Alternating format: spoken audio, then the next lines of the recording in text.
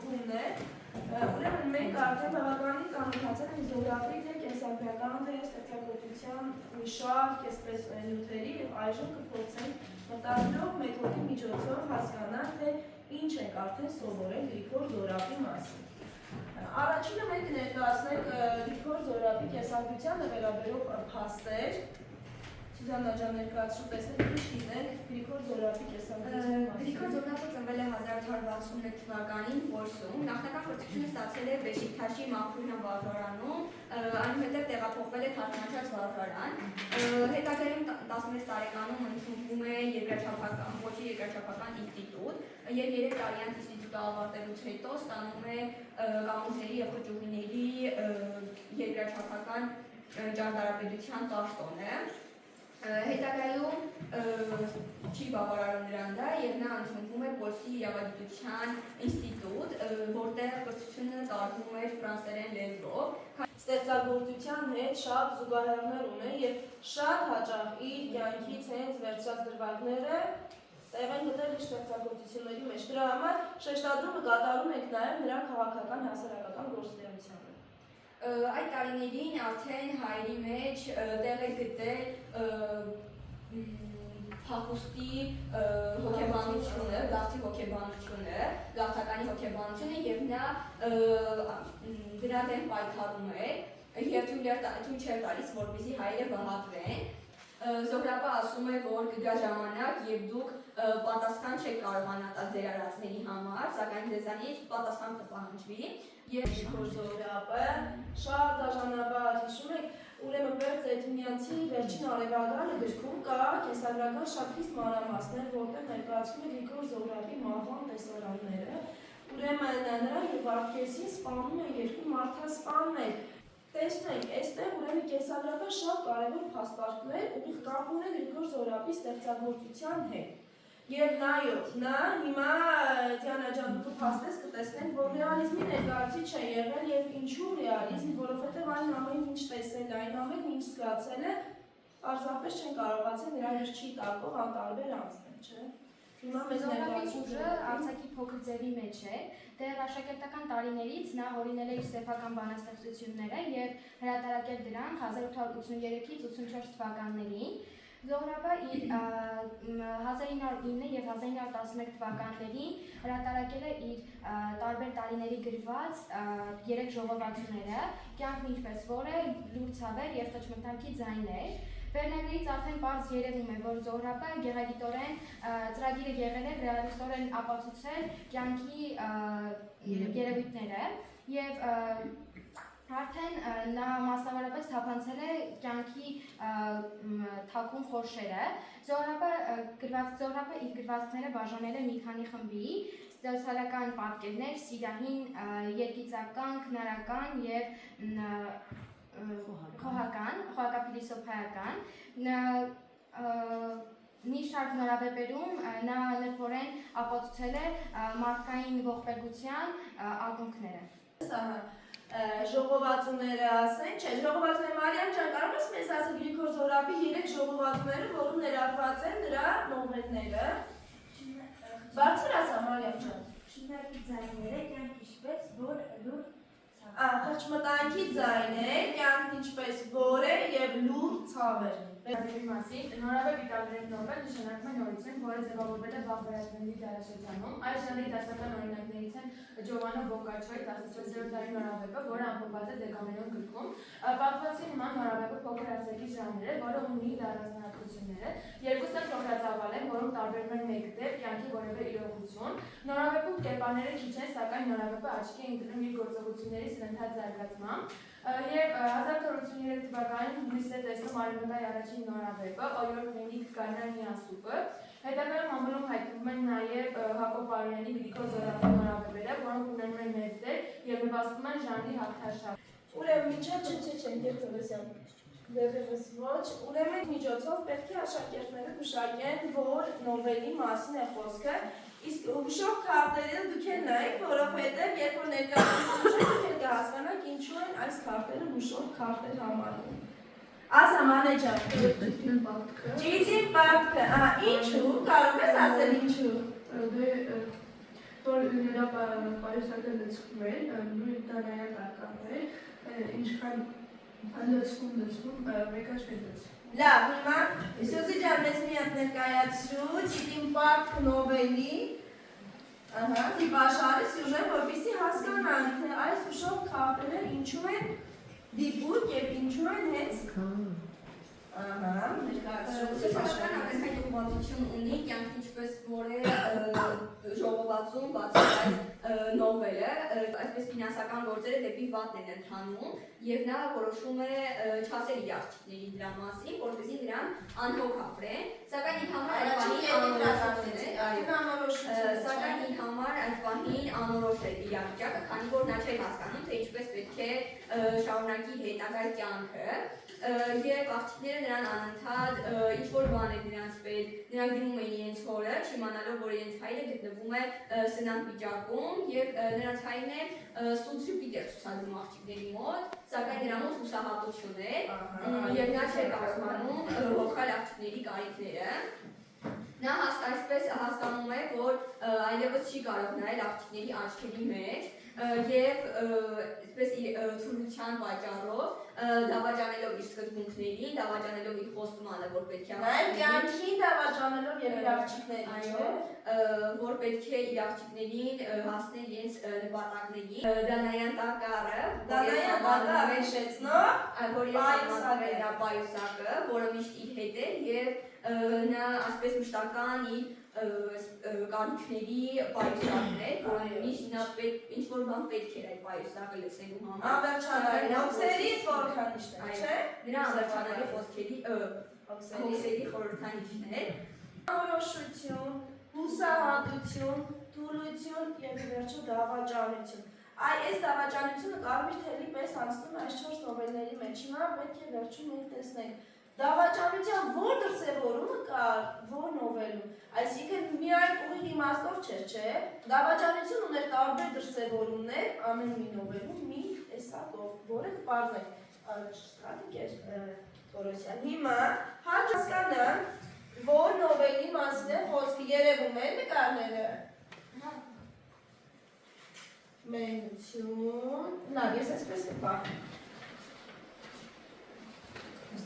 Մեկը դուք պահել եք Թորոսյան։ Աննա ջան, ասա տեսնենք։ Այս տեխնոլոգիաները, որտեղ բանները սպասում են։ Ամենագիր կարող ես ասել, այրին, ապրես, սպասում, հուսահատություն և մենություն։ Աղջիկի է վերնավից ապրում, թե ինչու այրին, արդյոք հերոսոյին այրի էր որ կար, թե հեղինակը այլ ասելիք ուներ վերնավի տակ։ Հիմա և կտեսնենք ինչքանով է իրատեսական այս նկարները ինչքան են համապատասխանում մեր նովելին։ Այլ նորավերում գրողը ներկայացնում է բանտոտության մեկնած երիտասարդին, որի երիտասարդ կինը դարձել էր այրի, զարդարը։ Մարտիրոսը ամուսնությունից 1-2 ամիս հետո մեկնում է բանտոտության պոլիս, փոխարինելու իր հորեղբորը խանութում, բայց չդիմանալով այնտեղի գայթակղությանը ազատ կյանքին դառնում է իսկական փորձեցի եւ մոռանալով ընտանիքի եւ կնոջ կարևորության մասին ընտրում էր այլ Այնտեղ ծանոթանում է սպասու հետ և կյանք շարունակում է, այնտեղ մոռանալով իր դեռատի կնոջը, չէ՞, այստեղ։ Աչքի նկարը։ Իսկ աջ թերքին է։ Իսկ եթե մենք այս երկուսը միացնենք, ինչ կդառնա։ Երջանիկ մահը։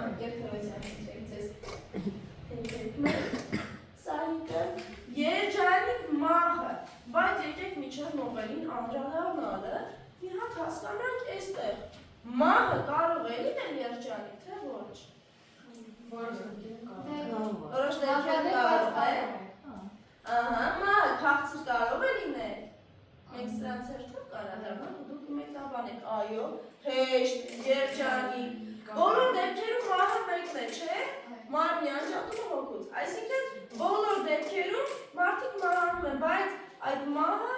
որոշ դեպքերում փաստորեն լինում է երջանիկ, քաղցր և հեշտ։ Այն հիմա Դիանա ջան մեզ կներկայացնես տեսնել, այդ որ մահն է երջանիկ մահը և ինչու է զորախը հենց խորհրդանշական վերնագիր ընտրել իր նովելի համար։ Նախ վերնագիրը Գրիգոր Զոհրաբը բացահայտել է երջանիկ մահ արտահայտության իմաստը։ Այո, մահը կարող է լինել երջանիկ։ Գերայդ Մահադյանը ջան։ Հա։ Երջանիկ էր, քաղցրել, հեշտ էր, երջանիկ էր, չէ՞ այդ մահը։ Նա գիտեր, որ իրենք ինչ է մնացել ապրելու, ասում են լավ է, ես ապրեմ մի քանի օր պակաս, բայց ապրեմ երջանիկ։ Եվ այո, հենց այդ ճանապարհն էլ ընտրեց, այ էստեղ Դիանա ջան, մահվան գաղափարին պետք է շատ ուշադիր լինենք, որովհետև մեր ներկայացրած եւ ներկայանալիք նովելներում կա մահվան գաղափարը, որը դուք ինքներդ վերհանեք ու կտեսնեք այդ մահը ինչպես է դրսևորում ֆիզիկապես ու հոգեբանական։ Եվ հիմա մենք դա կտեսնենք։ Այստեղ մենք ականատես եղանք ֆիզիկական մահվան, չէ՞։ Այդ դավաճանություն եւ երջանկություն ինչպես կբացատրես այս հաջորդականությունը։ Ինչու դավաճանություն եւ ինչու երջանկություն։ Երջանիկ մահը նովելից։ Ինչ են հասկանում։ Ասատեսնեմ, մտածեք Երջանիկ մահը ներկայացնող այդ տիկինը իմանալով իր հիվանդության մասին, նա վճռում է ոչ թե նստել եւ մտածել իր գալիք մահվան մասին, քանի որ նա կարծում է, որ եթե նա ընկնի այդպես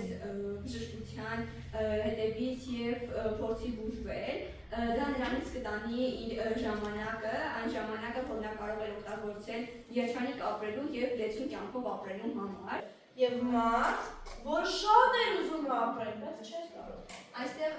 այս տիկինը Նովելը անձանը երիտասարդ բանեքիչ մեկտորության ողնեք ինձ երջանկություն, չէ։ Ինչպես չէ, Դավաճանություն։ դավաճանություն, երևում է ձեզ նկարները։ Զաբուղոն։ Այո, գերի Վիկտորիա, ճիշտ է, Զաբուղոն յազաչում։ Եթերչում արդեն Բանդարկում նորից։ Այստեղ ուշադրեք լինում, այստեղ զիբայերները տանելու ենք Այրին և Զաբուղոնի միջև, որովհետև այնտեղ մենք ունենք ֆիզիկական մահվան հետ է, իսկ այստեղ մենք ունենք նորից հոգեբանական մահ։ Եվ կտեսնենք որն է այդ հոգեբանական մահը։ Ուրեմն որն է սա, մեգապում ևս, Աննա ջան բարձր։ Զաբուղոնը նովելներ, չէ։ Այ հիմա մենք ներկայացնենք նաև սուժետները ևս հասկանան, թե ինչու այս խորհրդանշական նկարները եւ ինչ էին նշանակում սրանցից յուրաքանչյուրը։ Այս պատմվածքում երևում է, թե Զաբուղոնը ինչքան նվիրված է, ճիշտ է նա գող է, սակայն շատ է սիրում Վասիլիկին։ Վասիլիկը սխալ էր, քանի որ նա կանչեց ոստիկաններին, որպեսզի նրան բացահայտեն, եւ նա շփվեց ում հետ, որ կցանկանար, քանի որ Վասիլիկից վախենում են, իմանալով, որ Զաբուղոնը գող է, նրա հետ չէին շփվում։ Ինչպես որ նստած եք երկու բաժանում, ձեզ ժամանակը կրճատեմ ավելի, 3 րոպե կարծում եմ կհասցնեք աշխատել։ Ուրեմն կատարում եք հարաբաժանի մեթոդը։ Ոչ թե ընտրում եք մեկ նովել, այլ ընդհանուր վերցնում եք մեր նովելները Գրիգոր Զոհրաբի, Մանե ջան ներկայացնելու ես դու ձեր խմբում։ Մանեն է ներկայացնելու ձեր խմբից ներկայացնելու է Աննան։ Ուրեմն ինչ տեսակ, ինչ զգացիք, ինչ մտածեցիք եւ ինչ հասկացաք, ժամանակը գնաց։ Այո, որ Չենք անվանումներ չենք տալիս, առհասարակ ինչ տեսար։ մենություն, զուսարակություն ես բացող, Լավ, որովհետև չի, ինչ զգացիք։ ինչ զգացիք մենությունը, Նորից մենություն, լավ, ինչ մտածեցիք։ Գարնե ջան, դու ասա, տեսնենք ինչ մտածեցիք։ Որ պետք է չնվիրվե։ Լավ, հետո Դիանա դու կարող ես ավելացնել։ Եվ լավ, ինչ հասկացանք, ամենակարևորը եկեք ասենք ինչ հասկացանք։ Որ պետք է նվիրված լինել ընտանիքին ու Թեմաները արդիական են նաև այսօր, չէ՞, բոլորն էլ արդիական են այսօր, չէ՞։ Ինչ դասեր քաղեցիք։ Ասեք, երբ գարնե ջան, պետք է նվիրված լինի, ինչպես որ նվիրանը ընտանիքը, Ահա, մի դեպքում պետք է շատ չնվիրվել, մի դեպքում պետք է նվիրված լինել, լավ։ Զգացիք, ինչ մտածեցիք և ինչ հասկացաք, ասա տեսնենք։ Ինչ տեսա, Ահա, ինչ տեսար դու։ Մերի ջան, հետև կյանքի ճանապարհին երեք անխուսափելի են բոլոր տեսակի խնդիրները։ Այսինքն, ձեր ճանապարհին կարող են հանդիպել մեկին մի քիչ մեծ խնդիր, մեկին մի քիչ փոքր խնդիր, բայց այդ խնդիրները բոլորն են ունեն իրենց լուծումները, չէ՞։ Բոլորն են ունեն իրենց լուծումները եւ պետք է մի փոքր ընդհանրապես դիմակայել, ուժեղ Չհուսալքվել ընդհանրապես։ ամուր կանգնել, չհուսալքվել եւ քանի անգամ ես ես նույն արտահայտությունն արել դեմ արդեն կանգնել խնդիրներին, չէ՞։ Վանիկ ջան, մի հատ դու ասա ինչ հասկացար։